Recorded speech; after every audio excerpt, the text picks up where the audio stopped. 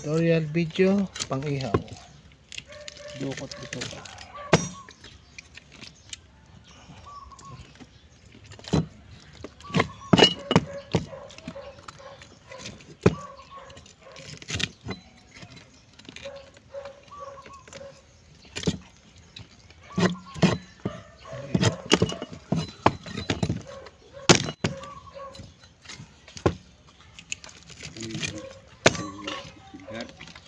Hindi ho, at ari order ari.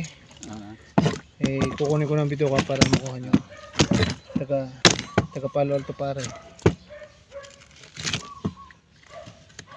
Abot na na yung Hindi sila ko ha. Saka kuan. Biya. Hindi dito.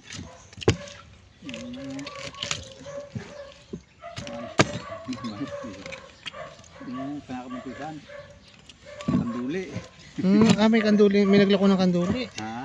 May naglako pa pala ng kanduli. Oo, kahapon. Alam mo yung pisang ko? Bayo akong Dahil ng ang kanduli hindi na makarating sa palengke ngayon, ginigiling, pinapakain sa ito. Pinapakayaw.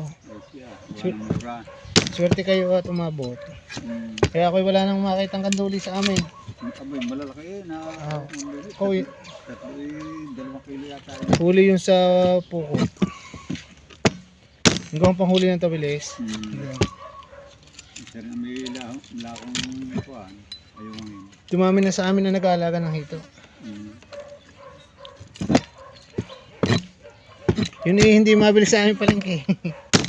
Ang kanduli. Oo, sa Kalambanga ay. Sa Tanawan, 30 ang kilo. Oo, yun nga. Sa Kalambanga. Kahit sa Tanawan, pinakamurang isda yan. Araw yan ang pangregalo sa ikakasal yun. Sa mga babalagin. Tanda ko pa ng sikla rin dalagay, yung pamulungan niya. Lagi ang dalagay sa amin. Yung Kanduli. yung kando yung pinamulungan sa Paano walang mahuling tilapia nung araw yata, no? wala pang tilapia nung nakakuha. Ang tilapia nung Tagalog pala. Yung ligaw, alpas. Yun ang pinakamahal nun eh. Saka yung biya na Ganggahita. talagang pulang-pula.